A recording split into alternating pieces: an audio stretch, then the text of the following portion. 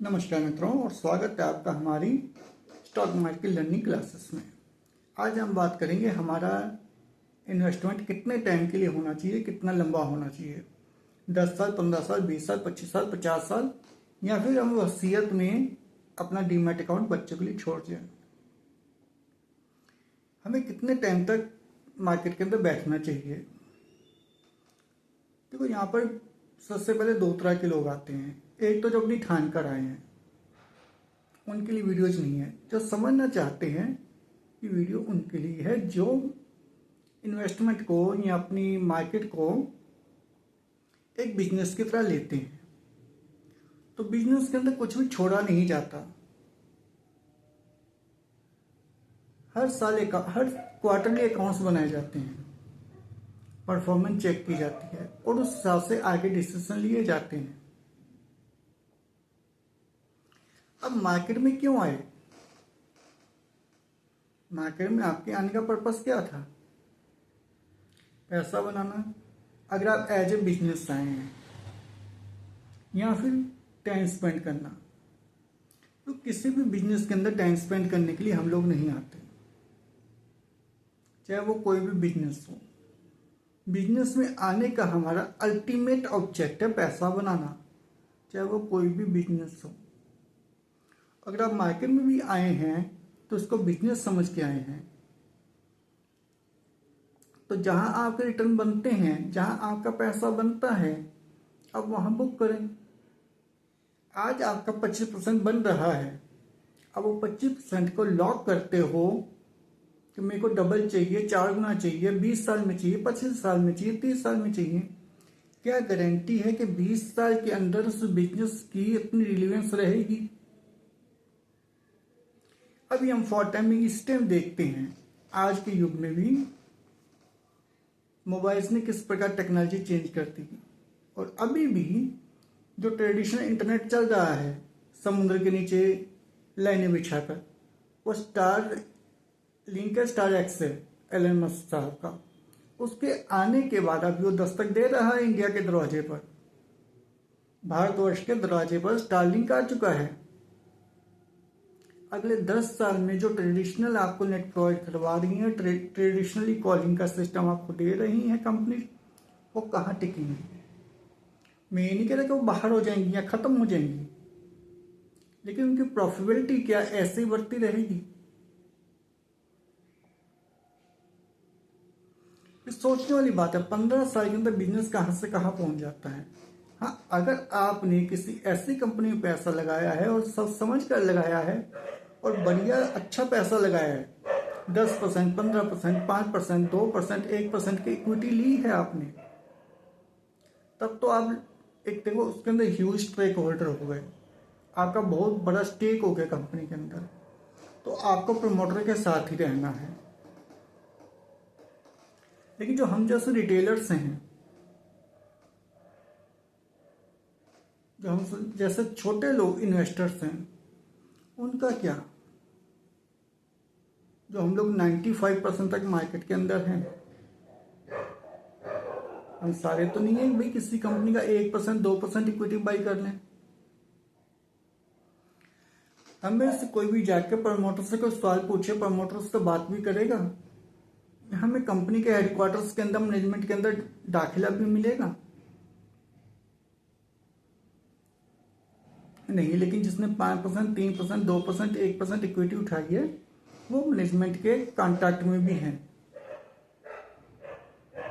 और पहले वो खूब पैसा बना चुका है, या वो कोई फंड मैनेजर है। ठीक है, समझ में आती है, क्योंकि फंड मैनेजर ने अपना पैसा नहीं, आपका पैसा मैनेज करना है। वो तभी कर सकता है जब वो आज से पहले 10 साल, 20 साल का टाइम ले ले। नहीं तो आप उसको रोज फोन लगा के पूछोगे भाई मेरा पैसा कितना बढ़ गया, वो तो पागल हो जाएगा बेचारा। वो तो यही कहेगा 10 साल, 15 साल आप आराम से बैठो।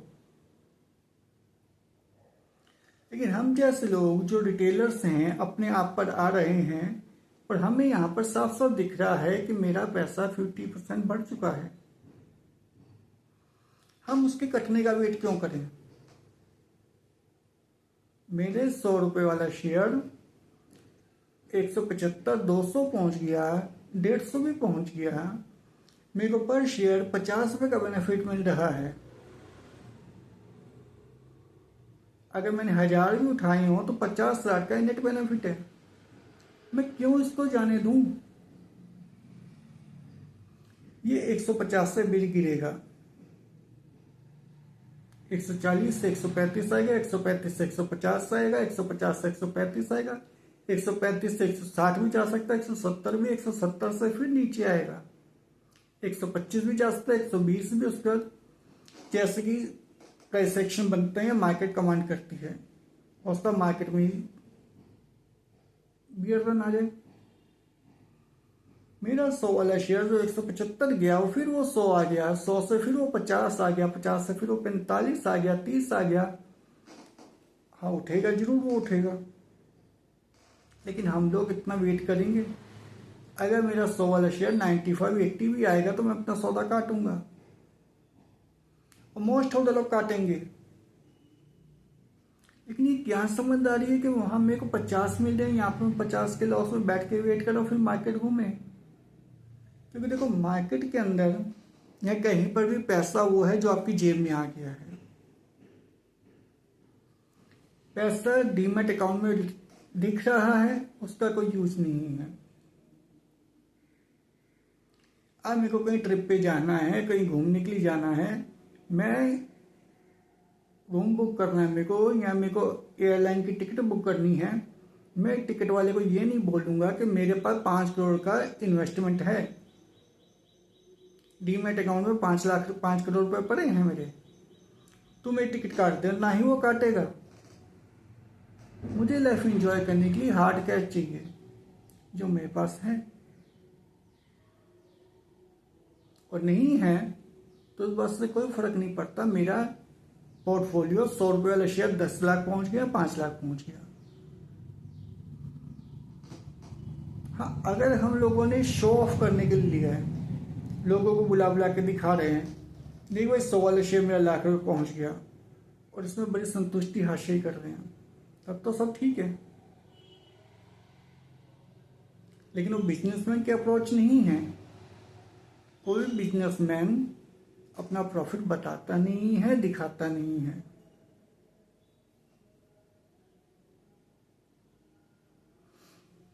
प्रॉफिट आया, ठीक है, प्रॉफिट बुक करो, अपना गाड़ी लो, कुछ करो। इसी पर्पस की तो मार्केट में आए थे। अगर आपने इसको बिजनेस की तरह लेना है, अगर आपके दिमाग में कोई और ख्याल है या किसी और प्रकार का कोई प्लान है, तब तो बात देखो अलग हो जाती है। आप अपने प्लान के हिसाब से करो, लेकिन जो मेरी थिंकिंग है वो आपको बता रहा हूं। टीवी चैनलों ने, दूसरी चीजों ने हमारे दिमाग को बड़ा खराब कर रखा है। मैं अपने 10 लाख, 20 लाख, 30 लाख, 50 लाख क्यों छोड़ूं 10 साल, 20 साल के लिए? जो खुशी मुझे आज मिल रही है, उस खुशी को मैं अपनी 70 साल, 50 साल, 60 साल की एज के अंदर कंज्यूम करूं। आज मैं सो रहा हूं पंखे के नीचे, गर्म हवा में या छत पर, मई के महीने में, जून के महीने में, एसी नहीं ले रहा। मार्केट में पैसा मैंने डाल के रखा हुआ है। 10 साल में मेरा पैसा 4 गुना हो जाएगा तो मैं बेचूंगा और मैं एसी लूंगा। क्या फायदा उस चीज का? अब आप बोलोगे जो भी मार्केट में आ रहा है वो दूसरा काम धंधा तो कर रहा होगा। अगर दूसरा काम धंधा कर रहा है तो ये फिर बिजनेस नहीं हुआ उसके लिए। ये तो क्या, हमें पैसा है डाल दिया, उसको समझ भी नहीं है और उसको करना भी नहीं है। मेन फोकस उसका अपने बिजनेस पे है। मान लो कोई डॉक्टर है तो तुम मेडिकल ही देखेगा ना, उसके लिए फुल टाइम बिजनेस नहीं हुआ ये, उसको जरूरत भी नहीं है। जो हम जैसे रिटेलर्स हैं उनकी बात कर रहा हूं कि जब पैसा मिल रहा है तो हम पैसा क्यों नहीं लें। यहाँ एक कहानी मेरे को याद आती है, आपको इंटरेस्टिंग लगेगी, एक बार आप सुने। एक आदमी अपने घर की गरीबी से तंग आकर बिजनेस के लिए निकल पड़ता है। अब गरीब को बिजनेस कौन दे, लेकिन वो निकलता है, चलता है, तरह के बात करता है। उसको पता चलता है एक जगह गांव में, उन गांव वाला का रूल है कि सुबह बंदा चलना शुरू करे और शाम तक उस पॉइंट पे पहुंचेगा तो वो जमीन उसकी हो जाती है। वो जमीन उसको दे देते हैं फ्री ऑफ कॉस्ट, कोई पैसा नहीं। तुम बस पॉइंट ए से चलना शुरू करो, जितना चल सकते हो चलो, और पॉइंट ए तक वापस लौट आओ। सुबह सूरज उगने के साथ और सूरज ढलने के साथ साथ। सूरज उगेगा, आप पॉइंट ए से स्टार्ट करो, सूरज ढलेगा, आप पॉइंट ए पर पहुंच जाओ। इस बीच जितनी जमीन आपने चल ली वो आपकी जमीन हो गई। अब वो किसान बड़ा खुश हो गया, गांव का बंदा ग्रामीण बहुत खुश हो गया। चलते हैं, जमीन मिलेगी और कुछ नहीं तो जमीन को सेल कर देंगे, कुछ पैसा आएगा, उस पैसे से कोई काम धंधा शुरू कर देंगे। पहुंच गया उन लोगों के पास, बात करने लगा, कहने लगा ठीक है, तो सुबह सूरज उगेगा, यहीं पे पंचायत के पास चौपाल पे आ जाइयो और शाम को इसी चौपाल पर पहुंच जाइयो। बीच में जितनी जमीन तुमने चल ली वो सारी जमीन तेरी। कहानी सबने सुनी होगी, लेकिन इसकी प्रैक्टिकल रिलीवेंस है। आदमी सुबह सुबह चल पड़ा, कुछ खाया नहीं, कुछ पिया नहीं, एक ही दिन की जमीन जितनी मैक्सिमम कर सकता हूँ कर लूँ। कोई बात नहीं, थोड़ा चलना पड़ेगा, थोड़ा देर से मिलेगा, लेकिन कोई दिक्कत नहीं है। तो चलता है, सूरज उगा हुआ है, सूरज चमक रहा है, सूरज से गर्मी से परेशानी हो रही है, कोई दिक्कत नहीं है, थोड़ी आज झेल लेता हूँ, 20 साल बाद आके काम आएगा।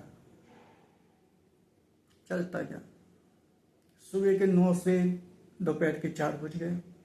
चलता जा रहा है, अचानक ध्यान आता है वापस भी जाना है पॉइंट ए तक, उसी चौपाल तक वापस जाना है। अब वक्त निकल चुका, बंदा परेशान।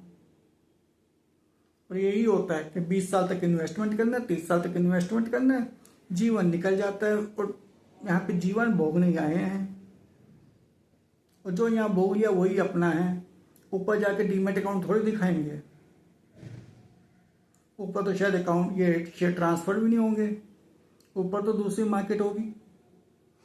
एनीवेज, फिर वो 4 बजे वापस भागा, फुल स्पीड पे भागा, सुबह से भूखा, गरीब ग्रामीण, सेहत भी कोई बहुत अच्छी नहीं रही होगी, गरीबी में कहाँ सेहतें बनती हैं, और सेहत भी हो तो बंदा कितना कर लेगा। 4 बजे दौड़ा, वापस दौड़ा, खूब दम लगा के घोड़े की तरह दौड़ा, लेकिन चौपाल तक पहुंचते पहुंचते पछाड़ खाकर गिर पड़ा। और जो चौपाल पे जमा गांव के लोग वो कहने लगे लिए भी गया। पता नहीं कितने हजारों लोग आए हैं और आज तक कोई 1 इंच जमीन नहीं ले जा सका, 1 इंच जमीन प्राप्त नहीं कर सका। करने को बंदा कर सकता है, थोड़ी जमीन घूम के वापस आ जाए, लेकिन सबको लालच है, लंबा हाथ मारेंगे, लंबा करेंगे, और इस चक्कर में जो हासिल हो सकता है ना वो भी नहीं हासिल होता। हम 2% को देखते हैं, 1% को देखते हैं कि ये 1% कितने बड़े इन्वेस्टर हैं, इन्होंने अरबों रुपए करोड़ रुपए बना लिए। हो सकता है कोई एक इन्वेस्टर, कोई एक आदमी कुछ अलग ही पर्सनैलिटी लेकर पैदा हुआ हो, या वो रखकर ही भूल गया हो, उसको मिले 10 साल, 20 साल, 30 साल, 40 साल, 50 साल बाद मिले हों, यार ये भी मैंने अकाउंट खुलवाया था, इसके अंदर 1 लाख रुपए डाला था, और उसके पीछे उसने कहानी मर दी, मैंने इतना ये किया वो किया, मैं देखता था लेकिन कभी बेचे नहीं, 10 बार नीचे 10 बार ऊपर आया, फलाना हुआ ढिमकाना हुआ, घर में मुसीबत गई। और जब इतना पैसा बन जाता है तो कहानी भी बन जाती है, लेकिन कितने लोगों ने बनाया। हम सारे के सारे सिकंदर के पीछे भाग गए कि हम सबको सिकंदर बनना है। उस चक्कर में जो हम गांव के प्रधान हैं, प्रधानी भी जाती है, और आज तक कितने सिकंदर बने। प्रैक्टिकल वे में सोचो, एज ए बिजनेस सोचो। बिजनेस में हम लोग सोचते हैं कि भाई हमें आज का 10%, 20%, 30% सब कुछ निकाल के इतना हमें प्रॉफिट तैयार करना है। पहले साल, दूसरे साल करते करते हमें हमारी कंपनी, आज आप हिंदुस्तान लीवर देखते हो, हिंदुस्तान लीवर के एक दिन में बन गई। नहीं, बिजनेस के में प्रॉपरली चलेंगे। मार्केट में आके हमें सबसे बड़े इन्वेस्टर की स्टोरी सुननी है, वो भी यूट्यूब पर, और उसी की तरह बनना है। तो ऐसे मत करें।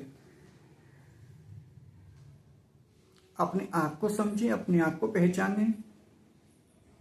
मैं ये नहीं कह रहा 20 साल, 30 साल, 40 साल का इन्वेस्टमेंट मत करें, ये आपके ऊपर है। लेकिन मार्केट के अंदर कामयाब वही रहता है, टिकता वही है जो थोड़ा थोड़ा प्रॉफिट अपना, एटलीस्ट थोड़ा थोड़ा प्रॉफिट मार्केट के अंदर वसूल करता रहता है। क्योंकि फाइनली आपके हाथ जो कैश है, कैश ही आपकी है।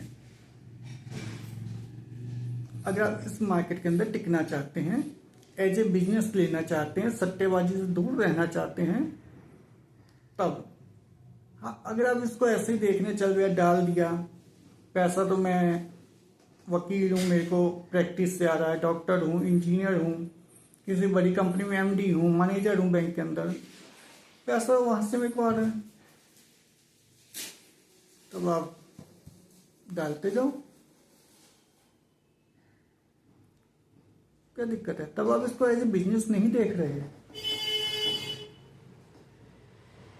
ये चीज भी याद रखना। तब आप इसको एज ए बिजनेस नहीं देख रहे। अगर आप इसको एज ए बिजनेस देख रहे हो तो आपको प्रॉपर अकाउंटिंग प्रॉपर मेंटेन करके रखना पड़ेगा।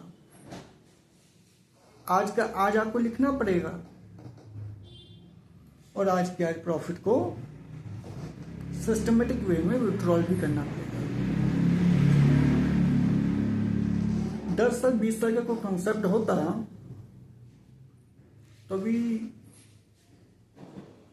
पिछले साल 4 जून को मार्केट कैसे भागी थी, उसका मार्केट कैसे गिरी है, प्रॉफिट बुकिंग हुई है। जिन्होंने 4 जून को बाई किया होगा वो क्यों नहीं टिके रहे। आप बोलोगे एफआईआई जा रहे हैं, एफआईआई जा रहे हैं। अगर एफआईआई जा रहे हैं तो आज की डेट में कौन बाई कर रहा है। आप डीआई या एफआईआई का एक बार आंकड़ा भी देखो ना, आज कौन बाई कर रहा है, कल कौन बाई कर रहा था। डीआई के 100% निकालकर, सॉरी एफआईआई निकालकर 100% लेकर जा रहे हैं। नहीं, एफआईआई जितना निकाल रहे हैं उसका 80% यहीं पर इन्वेस्ट कर रहे हैं, 20% प्रॉफिट बुक कर रहे हैं। हम भी करेंगे, आप भी करोगे, और यही चीज मैं भी आपको कह रहा हूं। किसने एफआईआई का डाटा लेकर उस डाटे के ऊपर बात करेंगे, लेकिन अगर आप खुद भी आप डाटा देखें, पिछले साल जनवरी से देखें, अगर एफआईआई ने 40,000 करोड़ का माल बेचा है ना, 30,000 करोड़ या डाले हैं, 10,000 करोड़ लेके गया है, 80,000 करोड़ का सेल किया है, तो 60,000 करोड़ रुपए डाले हैं, 20,000 करोड़ रुपए लेके गया है। ये आपको डाटा बताएगा, और ये आपको डाटा तभी बताएगा जब आप इसको एज ए बिजनेसमैन लेंगे।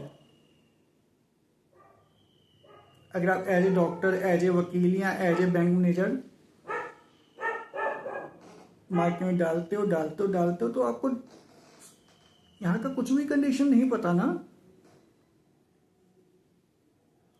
ठीक है, इसलिए जब डॉक्टर को पैसा देते हो, डॉक्टर से आप अपनी प्रॉब्लम्स की दवाई लिखवा लेते हो, लेकिन उसने कैसे लिखी आपको कुछ नहीं पता रहता। आपको तभी पता रहेगा जब प्रॉपर वे में उसको लर्न करोगे।